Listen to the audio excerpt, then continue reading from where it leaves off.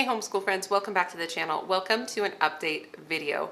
You guys, October has kind of raked me over the coals, if I'm going to be honest. It's been, on one part, amazing. I feel like maybe 85 or 90% of our homeschool has been really good, great, wonderful, beautiful. That like 10 to 15% has been so hard. And I don't know if any of you feel this. Like sometimes I feel like I'm really good at kind of tweaking and adjusting and kind of making it work and like it solves the problem, but I feel like I'm up against what feels like a behemoth of a problem where I'm like, I'm not solving this, it's not going well, she's not responding well, like, am I even the right person to teach her? Maybe I'm like a terrible homeschool mom. My soul is heavy. That's how I feel.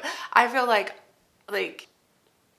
sorry, I didn't intend to cry in this. I just feel like sometimes it's just too much. Like I am putting either too much on myself or I need to be patient with the situation. And I feel like October is the month where it got to be a little much. And so let's just talk. Let's talk about October.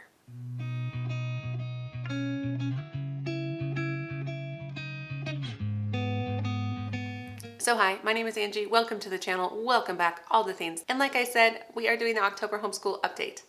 Now in these videos, I tend to like to just talk about life, family subjects, individual subjects for my 5th grader, 4th grader, and twin 1st graders. Before I get any further, I always do need to say a quick shout out to Sonlight for sending me a lot of this curriculum in exchange for my honest opinion, which you will hear in all of these update videos. But first, let's talk about life. I would say, all in all, it hasn't been too bad. Health things, I mean, chronic health issues, there's just some chronic things that always have to be dealt with for me as well as for my husband. And so that just sometimes can be kind of tiring. And I forget that. I forget that in just kind of this hustle season. Hustle being like, my kids are so young, we homeschool, we do all the things. So that can be kind of hard. And we're also trying to establish ourselves into a new church and form a new community. And that is also kind of hard and emotionally exhausting. And so it is what it is.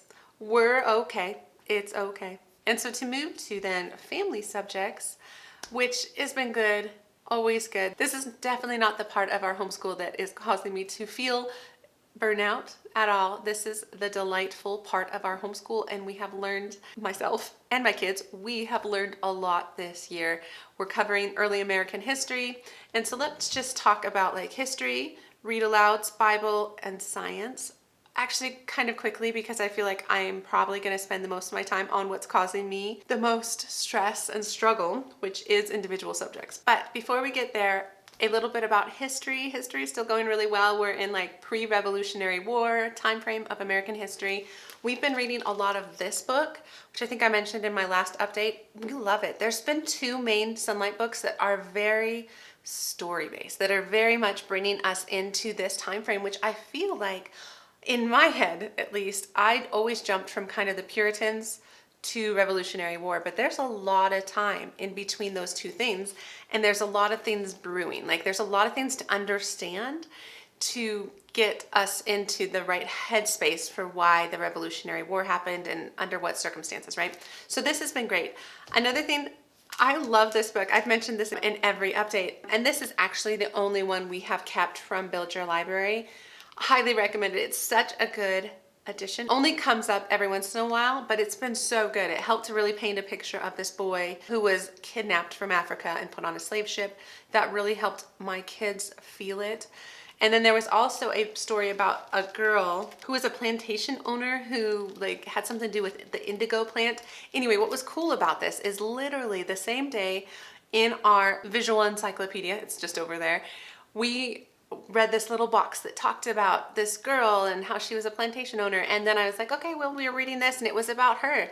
And they loved it. It was just like this additional information about like this teenager, 16-year-old who kind of took over her father's plantation. And then she was smart enough to put the business first. And she wasn't about just getting married, although she did. And what I really loved was how good of an example it was for my daughter.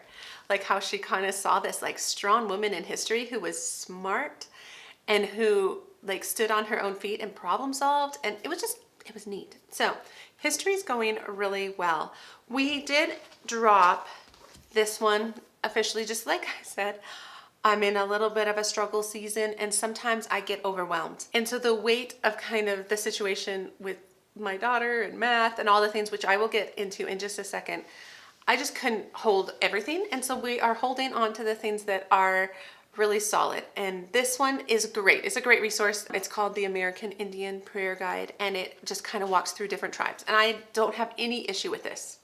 I just needed a little lightening of the load, if you will, because there are some things that I think are important in these grades. Like I said before, I have a 4th grader and a 5th grader.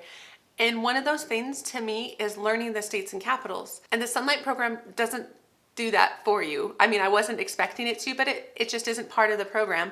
And so I'm adding it to the program. And so I picked up this as our main resource. So it's just a National Geographic Kids United States Atlas, where it goes through all the different states. It gives you a little bit of information about all the states. And we're using this in conjunction with something I downloaded off of Teachers Pay Teachers, which I can link if anybody's interested in it. But it's really just these maps where they can fill in the states and the capitals, and it goes kind of region by region. And then there's like fun activities where they like match the capital to the state. And what we're doing is we're only doing it once a week. And basically we take out our big markable map. And what's great about this is it is like markable and erasable. So what we do is we'll start filling out the states and capitals, and we'll just fill it all out, and then we'll erase it and we'll practice it again. And then we'll have them write it on their sheets and practice it, and we'll just kind of talk about it. And my plan is to take as much time as we need. I can't remember if there was like 5 or 6 different regions that resource was split into, but we're just gonna kind of take it bit by bit and memorize the states and capitals.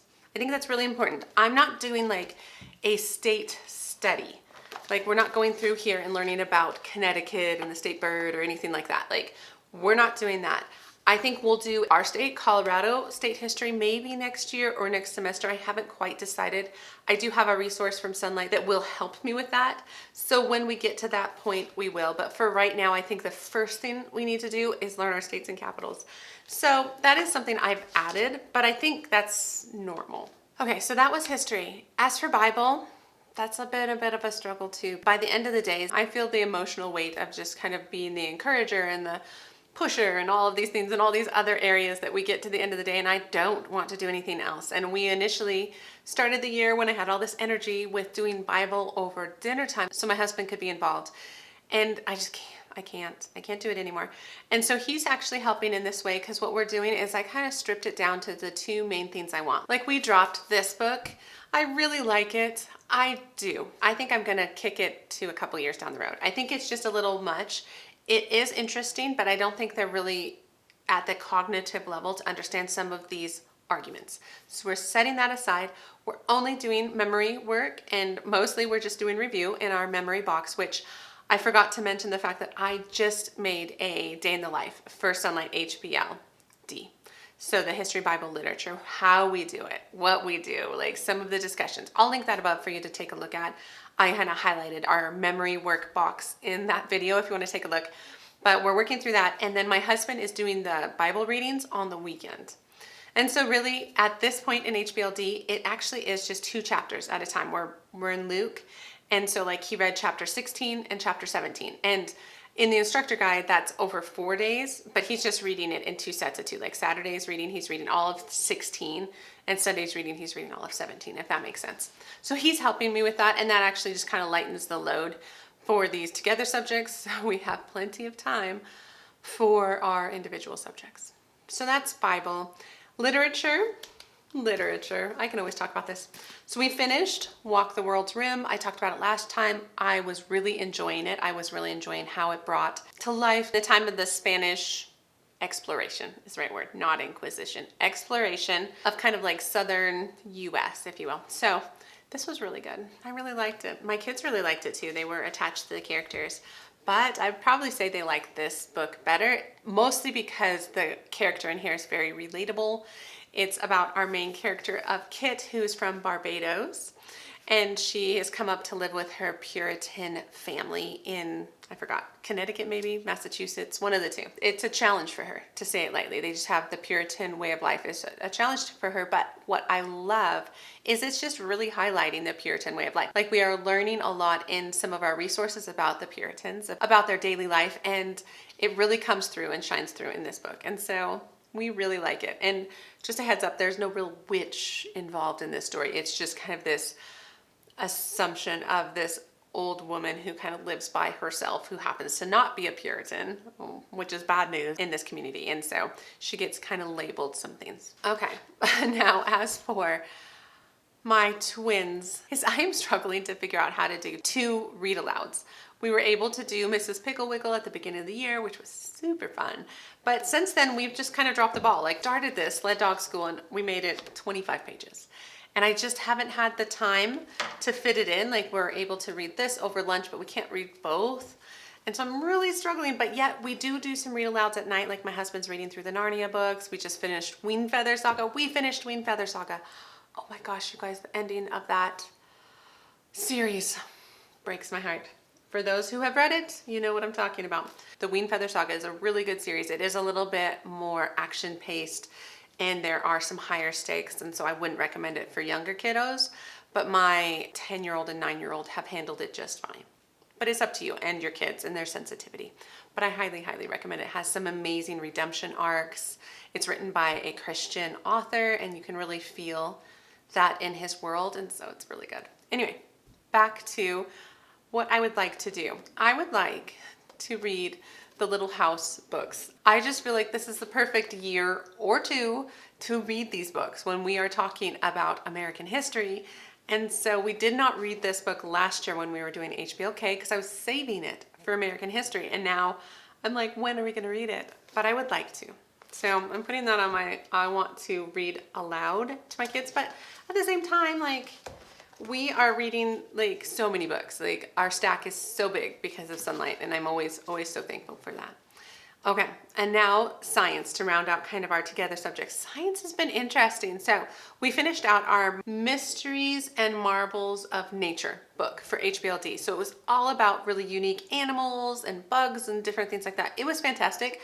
We enjoyed it. But since my kids, all 4 of them, kind of sit together and listen to the science, my twins have been listening to all this animal information.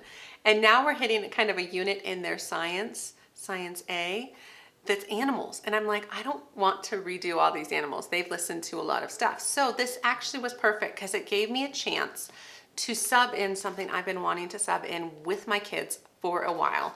And that is a little bit of nutrition. So I picked up Eat God's Food, a kid's guide to healthy eating. It's been nice. It's hit upon the basic food groups, but it's also hit upon making wise choices. It's hit upon portion sizes and healthy snacks. And it's helped me encourage them to try new foods, to be like, do you remember we talked about the healthiness of nuts or seeds? We've talked about vegetables and why it's so beneficial for us to eat these natural foods and not the processed foods like mac and cheese or something, you know? And so this has been good. It was fun to kind of segue. So we just kind of stopped everything and did that with all 4 kids. And now we're back on track with a few things, like we're doing a coding unit with my big kids. Although my son has been coding for years, he's been coding with his enrichment school, and so he's actually quite good at it. And so this kind of a resource, he's like, Mom, I don't need to do this. And I was like, that's fine. Your sister really wants to learn. So she's been going through this. What's unique about this is after kind of the first day's intro, it's all like building scratch games. It's not a great, like, let's all read this together, but yet it's a good resource. And so she's been enjoying doing that. And what I've been having him do is just read this book. So this is Engineering Designs at Work. Now, this was technically the day 5 book for Science D. I only got the 4-day program this year, which I was kicking myself for, and then just ordered this, and he's just been going through it. But I kind of like it because in a way, not being assigned, he is able to look at the table of contents and all the different engineers, like biomedical engineering, mechanical engineering, civil engineering, geometrics, all these engineers, and he picks one for the day and he reads about it. And then he tells me what he learned, because he's kind of bent that way and he's interested in this stuff. He even said, oh, it's fun for me to realize kind of what some other options are. And I love that. And then the last thing for science is probably my favorite book that we have read thus far in the entirety of us doing Sonlight Science. And that's this book. And I'm partial to it. I'm not gonna lie, because I'm a microbiologist. I have a PhD in microbiology, and this is about pasture. It says Pasteur's Fight Against Microbes. And this book, you guys, is so much fun. It is so much fun. It's just a story about him learning about and figuring out rod bacteria that were causing problems, and he just used a lot of like scientific curiosity and asked lots of good questions and did lots of testing. And my kids are still now thinking about this. They're like, oh, so it's like there's more bacteria in the air down in a city than on top of a mountain? And I'm like, yes. And they're like, huh, where should we live? And I was like, guys, it'll be okay. But it's just really fun. It's been a good book. So science is going really well. Science experiments are hit or miss because, like I said, we're kind of in that, like, we should be reading an animals book, but we're not really, and so we're getting back to the experiments this weekend that are just going to be a little bit more pertinent to what we're doing. And it's just been helpful because it's just been a busy season. And so we haven't been great about experiments, but we're coming back. And that's the beauty of homeschool. All right, let's get into my individual kids. What I'm gonna do this time is I'm gonna split them into big kids and little kids. So I'm gonna talk about my 5th grader and 4th grader first, because they are actually sharing a number of their programs. The first being, which I wanted to talk about because this was the main topic in my last video, my last update video, which was talking about us switching away from a number of things. And really writing was the big thing, composition. And I moved both my kids into Sonlight for all the reasons I talked about in that video, so I'm not gonna rehash it. But it's been really good. And I think what's been really good has been that my approach to it has changed. I struggled with Sonlight in the past, and I might struggle with Sonlight in the future, who knows? But in the past, because I did not know how to set proper expectations. I did not know how to help them. And I think I have just learned a ton. And so, like, for instance, we went through a week where they were learning reverse outlining, which I was like, that's a really good skill. It has IEW flair to it. Like, you take a passage, source text, if you will, and you make an outline from that or that story. They were using like Bible stories in the Sonlight assignment. You take that and you reverse outline it. And then I think you try and write from that outline. And so I loved that. The first time we did it, they did not quite get it. And the hard thing was finding a good story, like a good paragraph. And so what we did is we did it again the next week, and I found something. This time I found something that was like Jamestown based. And I was like, okay, here we go. Let's go through this. Can we look at this paragraph? What's the main idea? And I was like, okay, let's write that down. What's 3 supporting ideas? Okay, let's write those down. Okay, what's a good conclusion here? And so they could see that how this person put together this paragraph.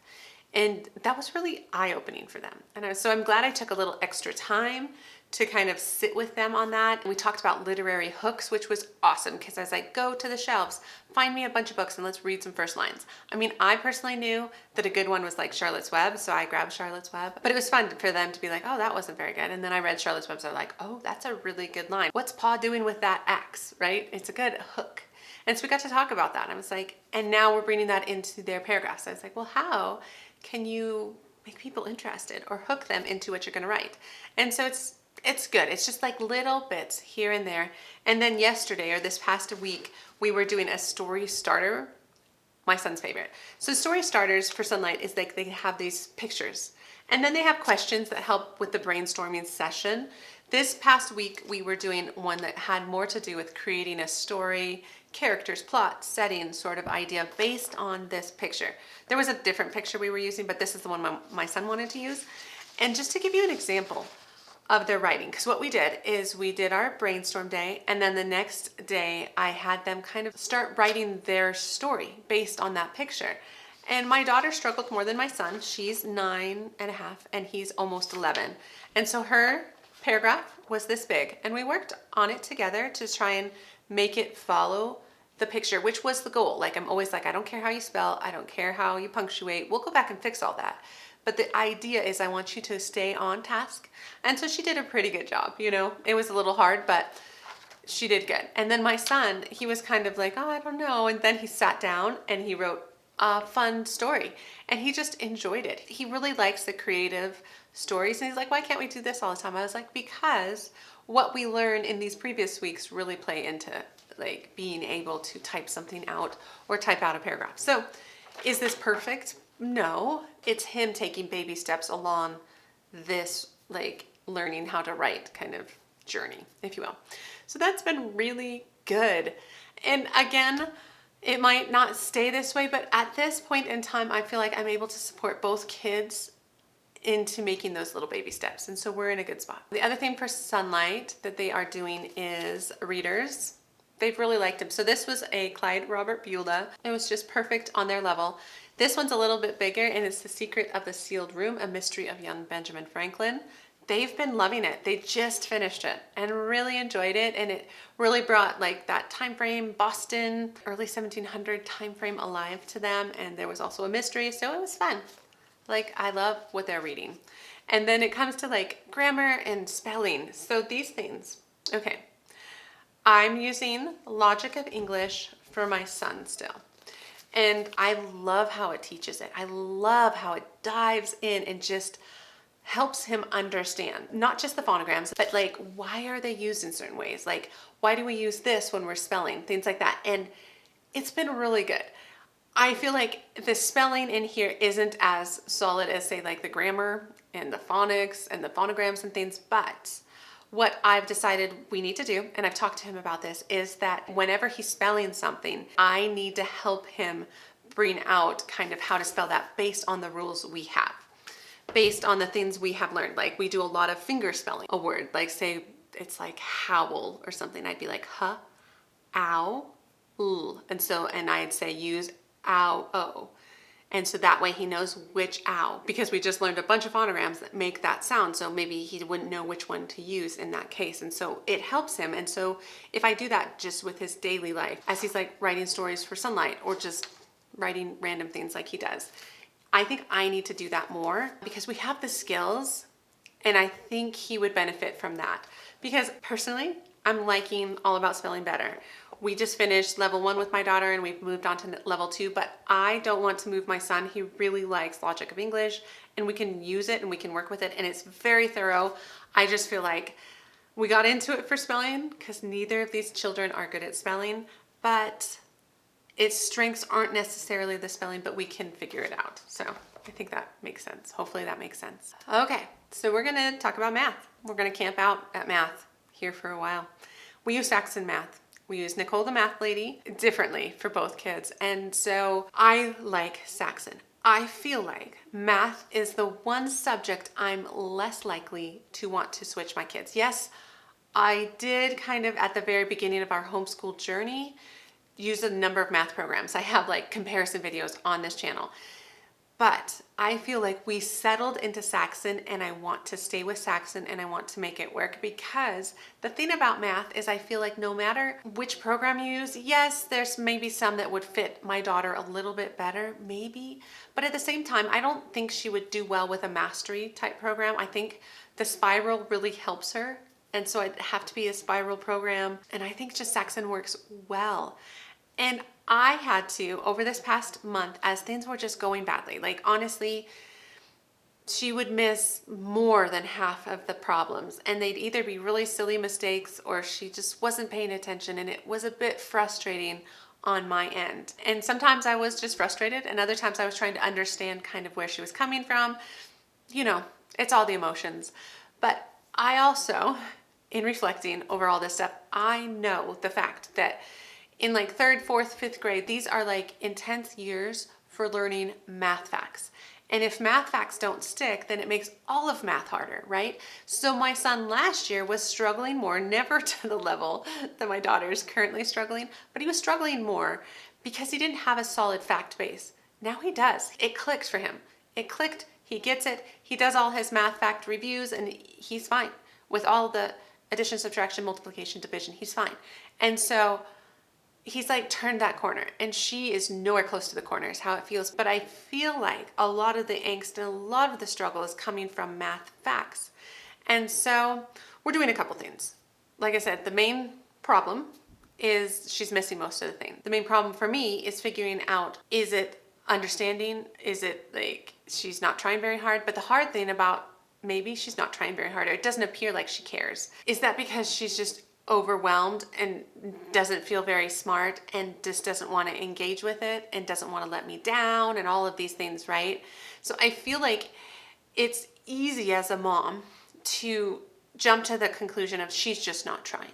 If she would just try harder, we would be fine. And it's just not totally, right? Like, yes, we need discipline and it's character formation. I will never say that like she doesn't have responsibility for her own behavior, but it's also for me to kind of understand where that behavior is coming from because it's out of character. Do you know what I mean?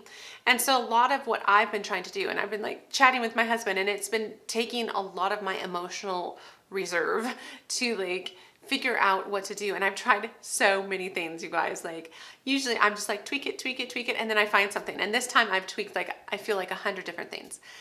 And we've landed on some stuff. We've landed on the fact that it's better if I teach her because she just gets a little bit distracted. I call it squirrel moments where I feel like she just gets distracted. And watching Nicole the math lady, I don't think is enough for her. So I've stopped having her do Nicole the math lady lessons. So I've taken on pretty much all of her math and I teach her, but it also keeps me very tuned in to where she's at and what she understands. So before I even start the lesson, I'll be like, okay, let's review 3-digit subtraction because yesterday you really struggled. So we're just gonna do a quick review of that. Okay, and now we're gonna do a quick review of this and now let's do the lesson. And so yes, Saxon will spiral, but it won't spiral the teaching, if that makes sense. And so I just know where she struggles, so I'm able to kind of give her a little refresher teaching wise. And so that's been good. So we've done that. And then I noticed that like for her, I'm just constantly being like, focus, focus, focus, pay attention, do your work, do your work. Don't tell me a story. Don't talk to your brothers. Don't go over there. No, I know they're doing a puzzle. You know, it's like my house is busy. I have 6-year-olds. I have 2 6-year-olds who, yes, we do their work, and I'm going to talk about them in just a second.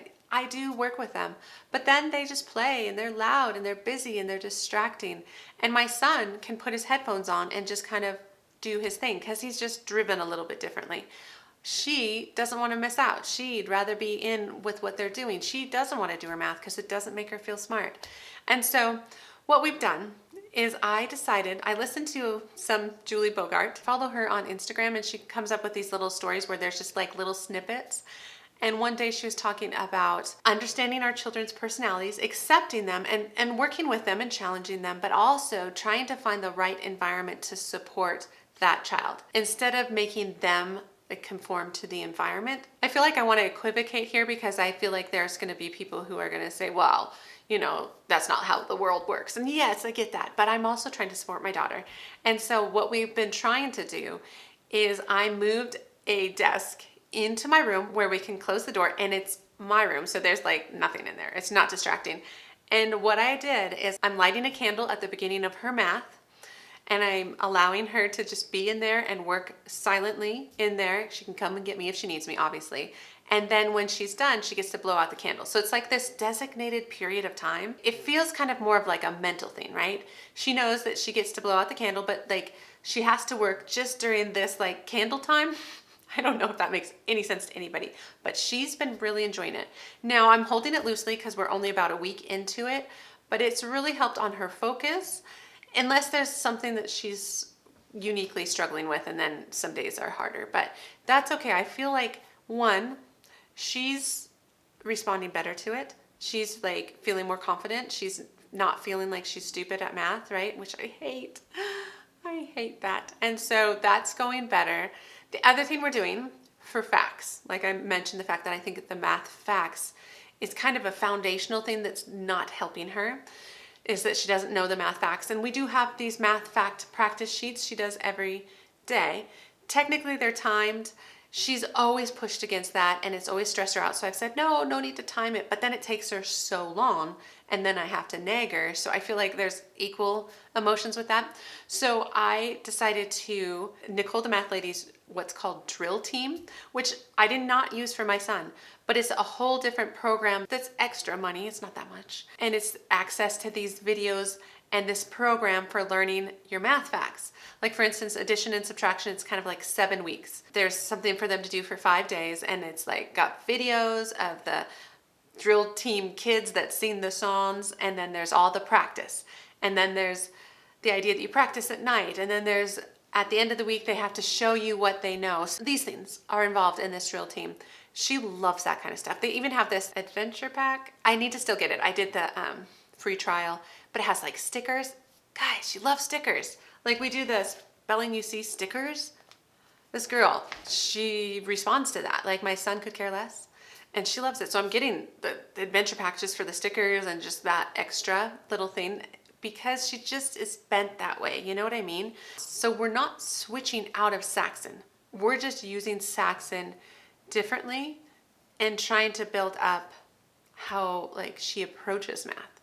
So all of that, it's been something I've been struggling with all month, and I'm tired and it overwhelmed me. There was ups and downs. There's days that it was successful and then there's days that she just tanked at it, and it's hard for me not to like tank with her. Do you know what I mean? You all probably do to some extent, because it's like you put so much of yourself into this, but then you have to draw yourself back and be like, no, I don't rise and fall. This is my job, is to support them and teach them.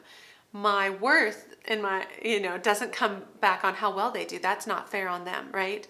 I have some work to do myself, and I'm just being honest and sharing that with you. Maybe you can relate.